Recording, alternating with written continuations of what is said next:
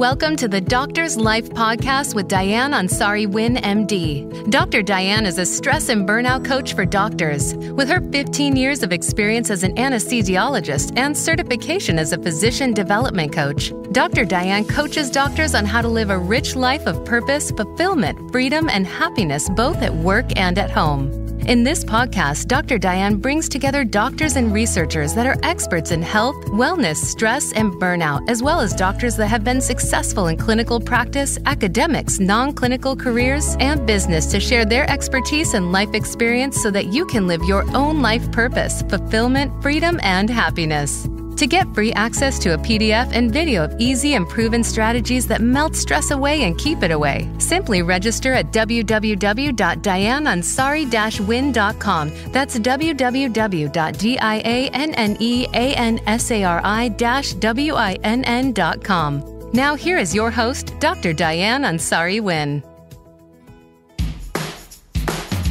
Hi, it's Dr. Dianne here, and I have a quick request before we jump into the show.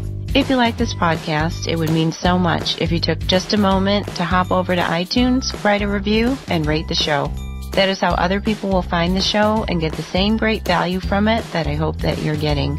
It just takes a few moments to click a star rating and write a quick note. Now, on to the show. Hi, everybody. Welcome to another episode of the Doctor's Life podcast. Today, we are talking about parenting with Dr. Jarret Patton. We've actually spoken with him not too long ago, and we're so happy to have him back. Last time I was on, we talked about his book, Whose Badass Kids Are Those? And we decided to put that into a part two because we got so carried away with talking about his other book, which was called License to Live, and about how he coaches doctors who have been through the extreme experience of losing their license and then, for the most part, regaining it. So we're going to switch gears today, talk about his book, Whose Badass Kids Are Those? For those of you who didn't meet Dr. Patton the last time we talked, just know in advance that he is delightful, so you'll definitely want to stay tuned. More specifically, Jarret Patton, he's an MD, and he goes by Dr. Jarret. He's a board-certified pediatrician with nearly 20 years of experience, and he spent his clinical career taking care of children in an urban clinic and his administrative career as a top physician executive in Eastern Pennsylvania. He went to Xavier and majored in chemistry. Wow. His doctorate was at Case Western. And now Dr. Jarret provides transformative relationship advice for hospitals, physicians, parents, and children through education, motivation, and empowerment. His influence as a pediatrician reaches far and wide. He has been frequently featured in print, online, radio, and television. And as I mentioned, he's the best-selling author of License to Live. No kidding. You have had like 100 media appearances in the last year, haven't you? You've really been, if you haven't heard of Dr. Jarret Patton until now, just look left, look right. He's out there. So in addition to writing books, he runs a physician coaching program and consulting firm to further improve healthcare on a larger scale, which I certainly applaud and in alignment with. And that's my mission to improve healthcare on a larger scale. So with that said, Dr. Jarret Patton, so nice to have you back on the Doctor's Life podcast. Thank you so much, Dr. Dianne. It's great to be here, and it's great to be back again. So thank you for this opportunity. Oh, you're welcome. It's always a pleasure. You're going to become a regular, I can tell. So let's talk about your book, whose title is just the best. Whose badass kids are these, with the ampersand and the dollar sign. So if you guys buy it, you can still put it on the kitchen table. So clever. Why write this particular book? Tons of parenting books out there. You're right. The parenting market is flooded with lots of advice from all different types of people. I really wanted to get back to my pediatric roots and helping those parents that are out there. On my Facebook live show, 2 Cents Tuesdays, at Dr. Jarret at 1 p.m. Eastern every Tuesday, we talk about all different types of topics, and parents often ask me questions on certain things around their kids at different ages. And I thought this would be a great opportunity to get a concise book that would actually be helpful to parents and that they could use it no matter where they are on their journey in parenting, whether they just had a kid or expecting a kid, or they have teenagers or young adults into their house. Mm-hmm. I can imagine too that it'd be even good for grandparents, because I do remember, like, now my kids are 16 and 19, but when I had my kids, I would ask my parents for advice. Either sometimes they couldn't remember, like my mom would be like, "Oh, baby, I just don't remember. It was so long ago." Or as a grandparent, you might be a little hesitant to give advice because it's a new generation, perhaps a new day. You may not want to step on like your daughters or sons or in-laws' toes. So I imagine it'd be great for grandparents too. Absolutely right. It's really for anyone who takes care of children on a regular basis. It's for grandparents, aunts, uncles, foster parents, you name it. It's actually a resource for anyone that takes care of young children. And you're absolutely right in the fact that different parenting styles are taken up by different people in different generations. And sadly, as a pediatrician, there were so many other things to talk about in an office visit. You rarely got to talk about parenting. In fact, parenting ends up being one of those things that's an afterthought. So most parents just parent based on how they were parented, and in and of itself could be okay, but they might just modify some things here and there. And that's where potential behavior problems can arise. Yeah. And we were talking just before we started recording about parenting styles that may have been in vogue when we were coming up. Like, I'm 51, I'll just say. So I came up in the 60s and 70s.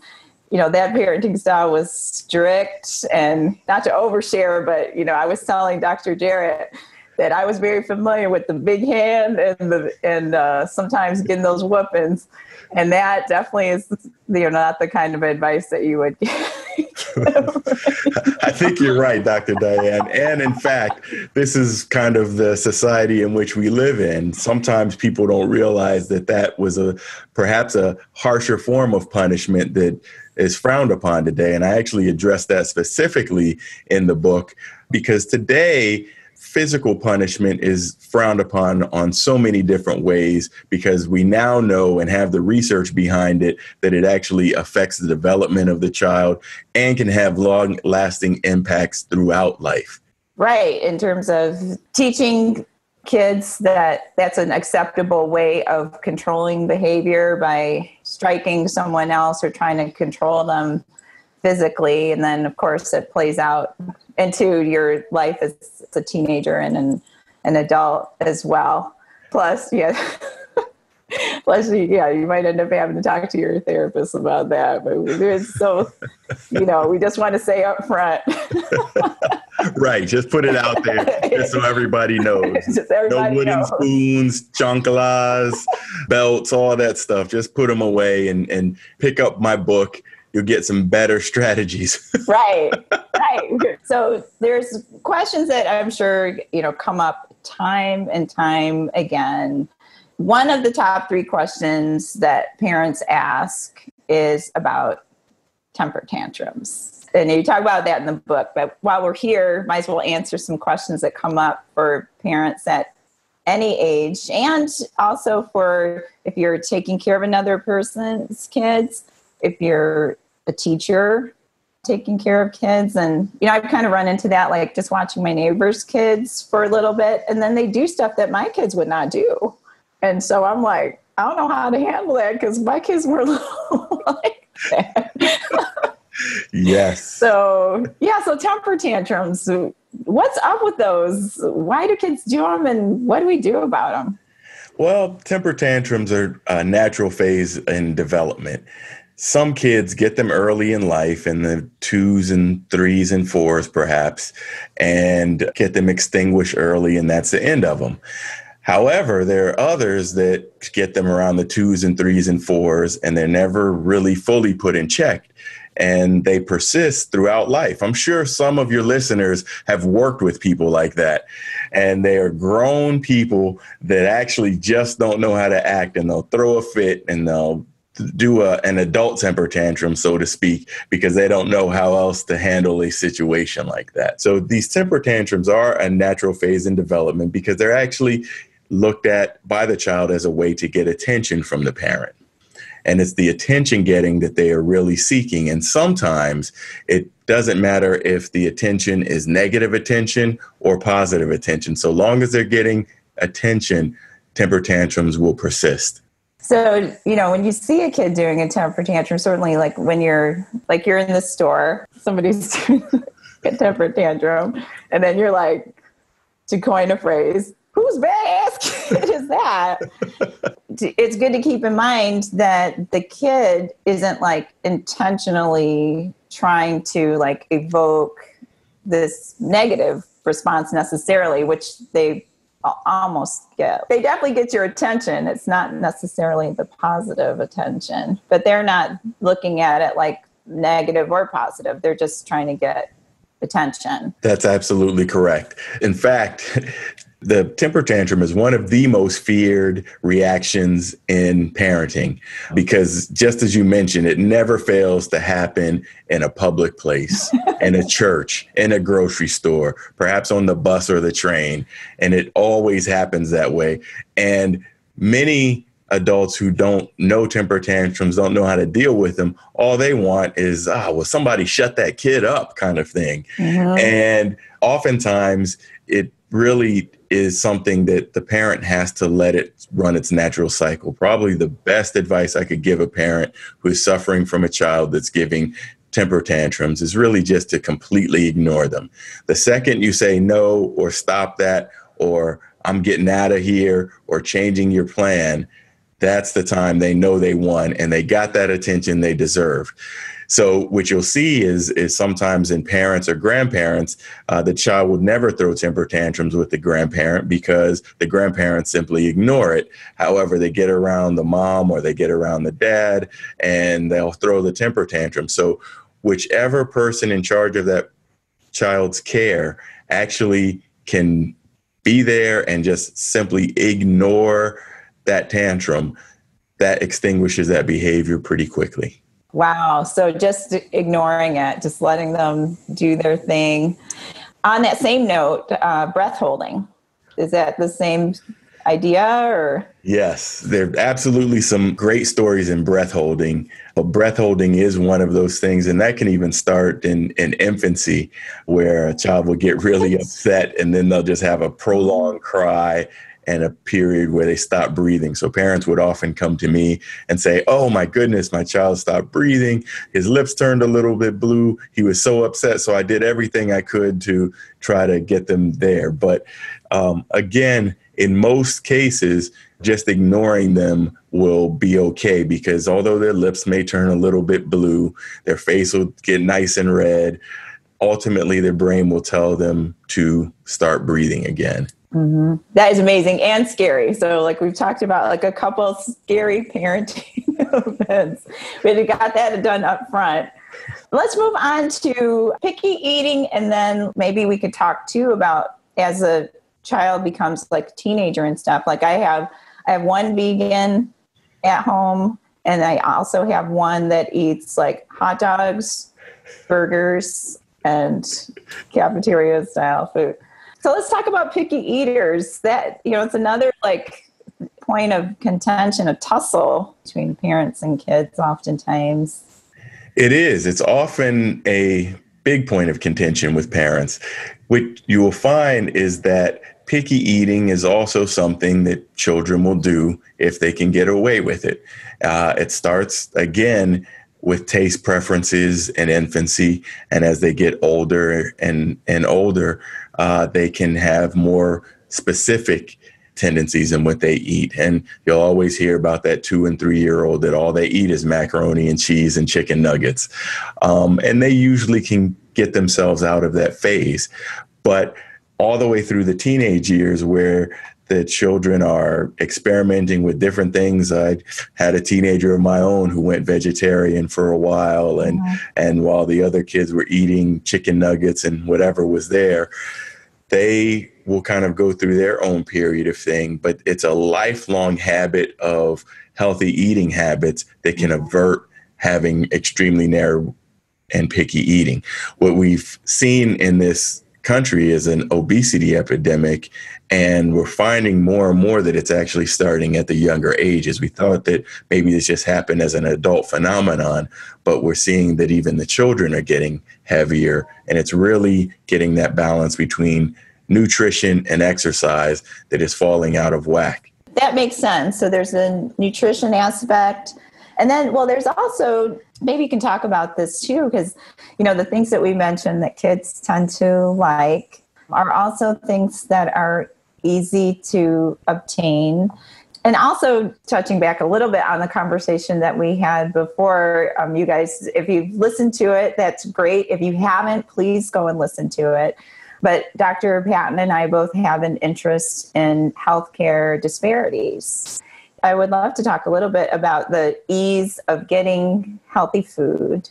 Regardless of your socioeconomic status, sometimes it's easier just to pull through that McDonald's and get that Happy Meal for that kid, as opposed to packing, when you're out at the soccer game or you're out and about, it's easier than packing that healthy lunch, for everybody to eat. So there's that ease component of it, and then availability. What are your thoughts about that? Sometimes it's the harder choice to choose the healthier food, and also it can be the harder choice not only because of the time that you want to spend, but also like the availability of healthier diet. You're absolutely right, because the best way to avert picky eating overall is to be giving a child a wide variety of foods from the time they begin solid foods, let's say around 4 to 6 months of age. Mm-hmm. And from that point, continuing to give them a wide variety of foods, even if they seem not to like them.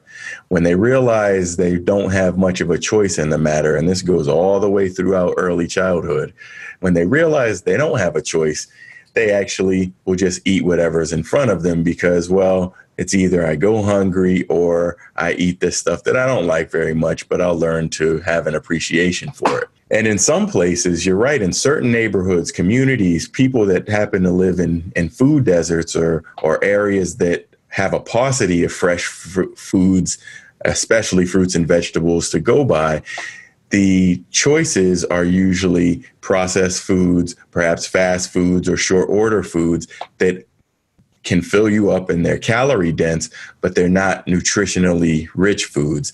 And as a result, people tend to have taste preferences for those things that may be high in sodium, high in fat, and easily available, rather than going for the extra expense to travel way out of your way to get fresh fruits and vegetables, for instance, that may actually have a higher cost associated with them. So in general, then, what I'm taking from what you're saying is that even though it might be a challenge, it's definitely worth it to spend the extra time and put in the little bit extra discipline that it would take to give your kids a variety of foods from the time that they first start eating solid food, so that they not only stay healthier, when they're younger, but then they can continue those habits as they go on into their adult years. You definitely see, you see picky eaters as adults too.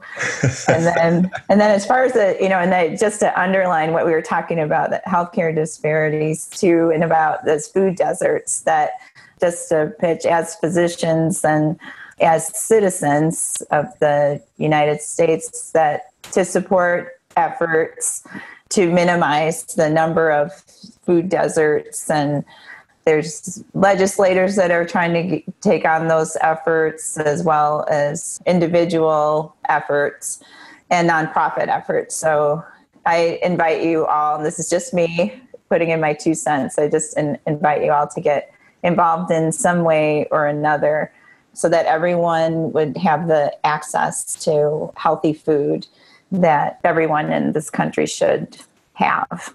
I absolutely agree with you there. It's a much needed resource for a lot of people that don't have that availability. Many large cities, particularly on the East Coast, are trying to do things better and make local farmers markets and things like that available in neighborhoods, but there's still a long way to go. Yeah. Well, speaking of the same thing, like we talked about picky eaters, and maybe that the kids who learn to be picky feel that they should be picky because that's how they want to be. The third question that parents ask is about this. Well, they say, like, kids today, they have this sense of entitlement, and it's a dilemma because you don't want to like give kids the exact same upbringing that you had all of the time. And you want to give them better and, like what you think is better. But then there's a line there, like between giving them everything and teaching them the difference between getting things and being entitled to things. I know you're going to talk about this. You talk about this in the book, and we're going to talk about this now. You're absolutely right. I mean, this is a theme that does recur through the book because, as you mentioned, one of the things parents want to do most of all is have their child's life better than theirs was, or however they perceive their own childhood. As a result, parents tend to just give their kids lots of different things and may not have them earn them all the time. It may be, I would never had an Xbox when I was a kid, so here's an Xbox. Or I never got to wear Air Jordans as a kid, so here's 3 pairs of Air Jordans in 3 different colors. It'll match all your outfits. So parents sometimes want to just give and give simply to make their child's life happy. So it's an honest and good intended thing that the parent is trying to do. However, the adverse consequences really go along the lines of entitlement, and children can grow up at a very early age understanding and thinking that they are entitled to all of these different things without having to do anything, without having to work hard for them, without having to actually get to earn those individual items in and of themselves. That being said, parents have to understand that it's okay to give your child things, but you may want to have some sort of strategy around giving those things because as the child grows, the toys get more and more and more expensive. And it's sometimes hard to keep up with that simply because the cost becomes prohibitive.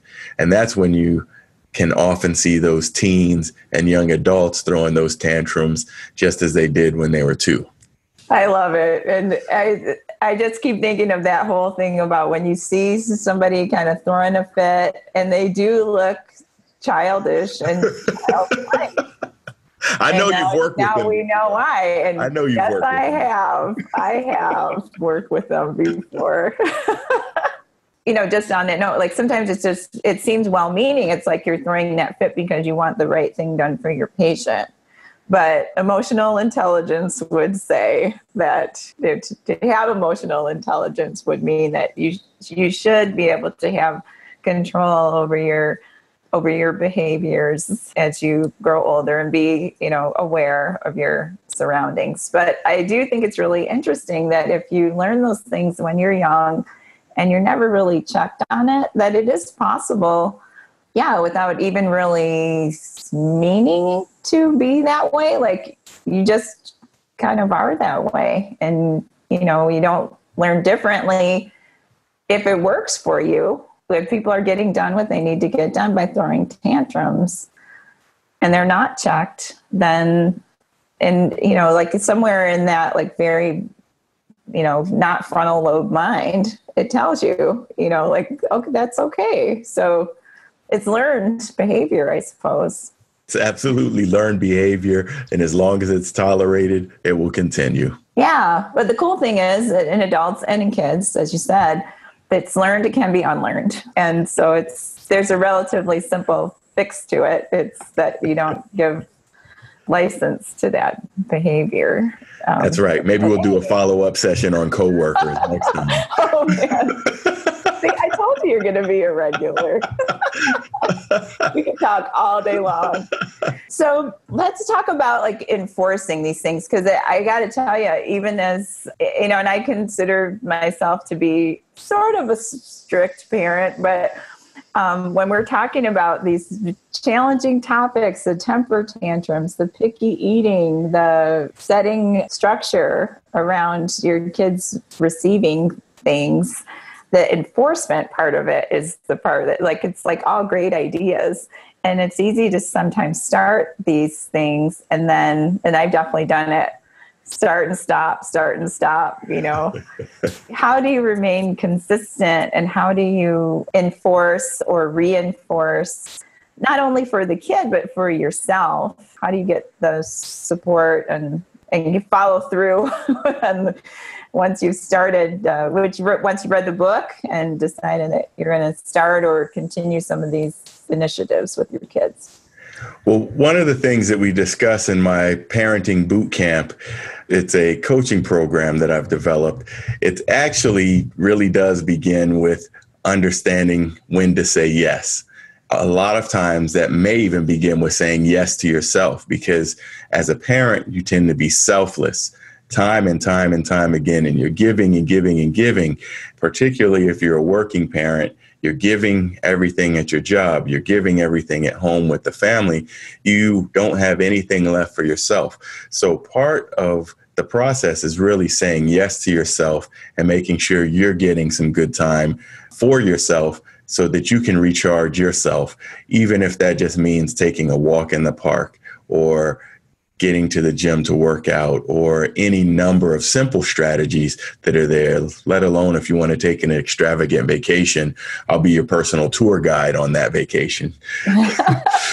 But nonetheless, you have to say yes to yourself. And a lot of times that yes will cross over into your child. And so you have to have yes as a message that gets across to your child often too, because one of the first words that kids tend to learn as they're coming up is no, because no is told to them so often for rightful reasons. You want them to be safe. You want them to stay healthy, that you don't want them to do these things or learn this behavior or any number of things.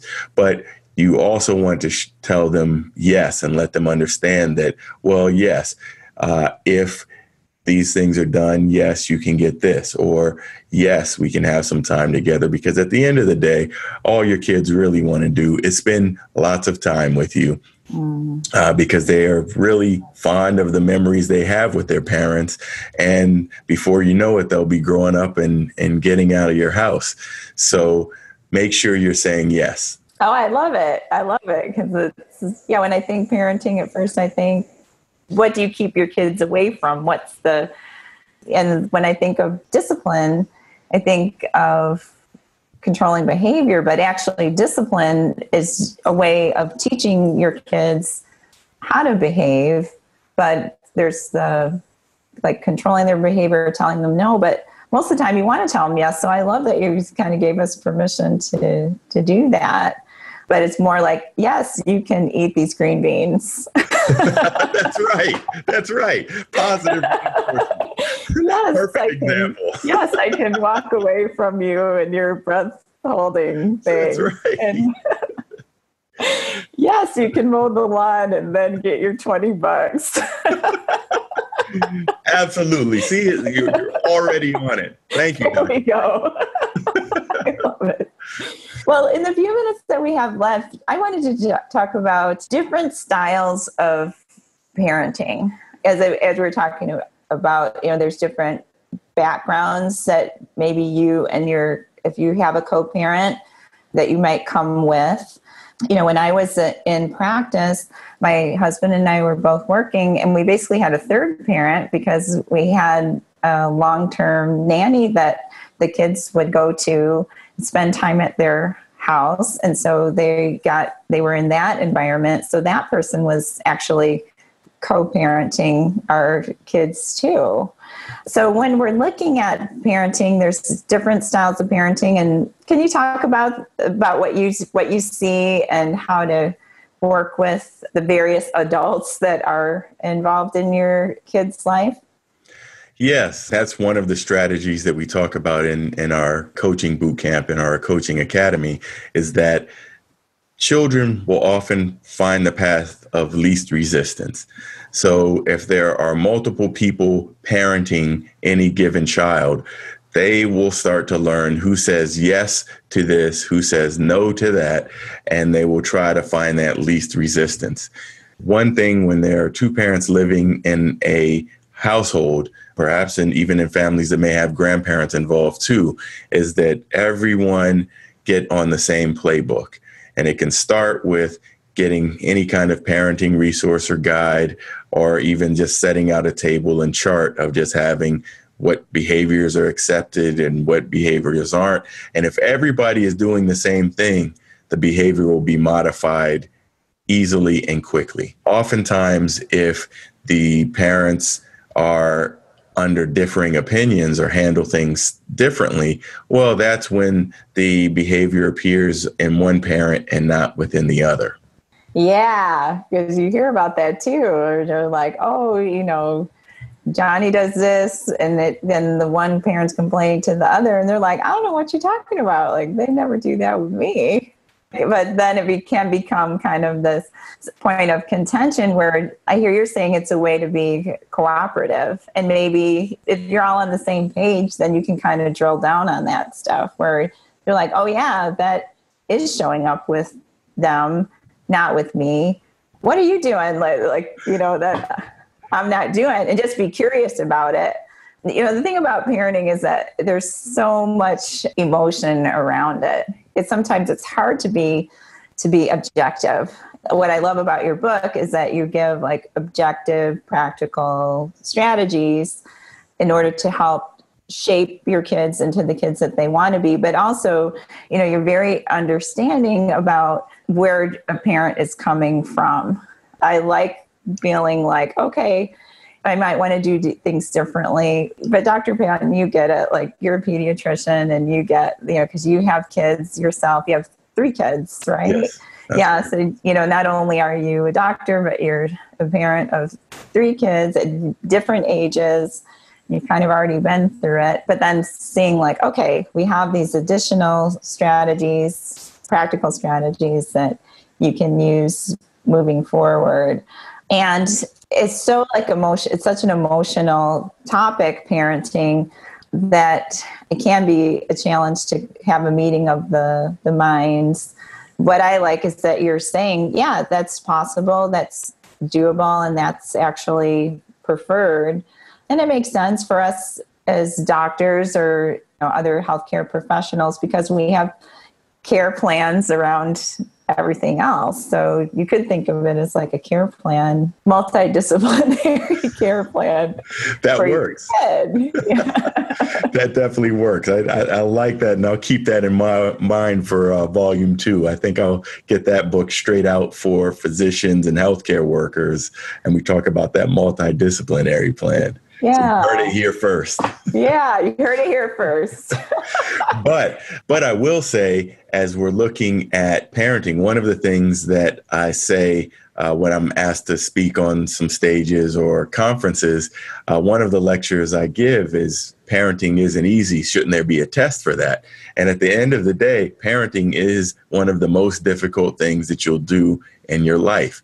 You think of all the things that we need in this world to take tests for or get a licensure for. So whether it's your license to practice medicine or a test to get your driver's license and any number of things that revolves around testing and licensure, parents, you need no qualifications at all to become a parent.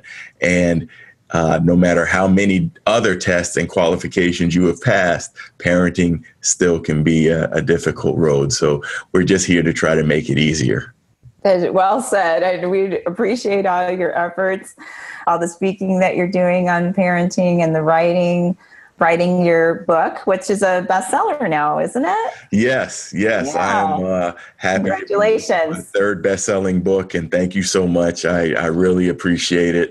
And it's just something that's so exciting for me, just to be able to get this kind of response from the public at large who really values this book and my others. Well, thanks again, Dr. Jarret. It's great to have you yet again on the Doctor's Life podcast. So if we want to find out more about what you're up to and to get a hold of this book, which is I recommend to everyone, how do they go ahead and do that? Well, I'm Dr. Jarret. I'm your board-certified pediatrician and behavioral coach. I help parents who are trying to get better health and behavior out of their children, and I do this through my coaching program, my book, Whose Badass Kids Are Those, and other programs I have out there. One thing that you can do is text "No Badass Kids," all caps, "No Badass Kids," all caps, to 44222.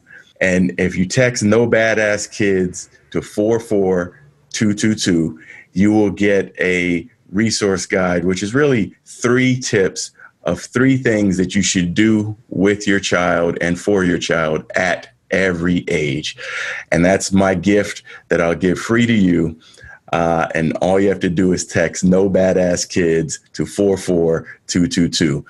Otherwise, you can find me every Tuesday afternoon on Facebook at Dr. Jarret. Spell out the word doctor, J-A, 2 R's, E, 1 T, every Tuesday afternoon at 1 p.m. Lots of tips there, lots of dialogue. Oh, fantastic. We'll be looking for you. I can't wait to do this text message thing just because I just want to put ass in a text. Thank you again, Dr. Jarret, for chatting today. Always a pleasure. Looking forward to talking with you again. And thanks, everybody, for listening to the podcast, the Doctor's Life podcast. And until next time, I hope everybody stays happy and healthy. Take care. You've been listening to the Doctor's Life podcast with Dianne Ansari-Winn, MD. Go to www.dianneansari-winn.com to read show notes, listen to past episodes, share your comments and show ideas, and pick up your free PDF and video of easy and proven strategies that will melt your daily stress away. That's www.dianneansari-winn.com.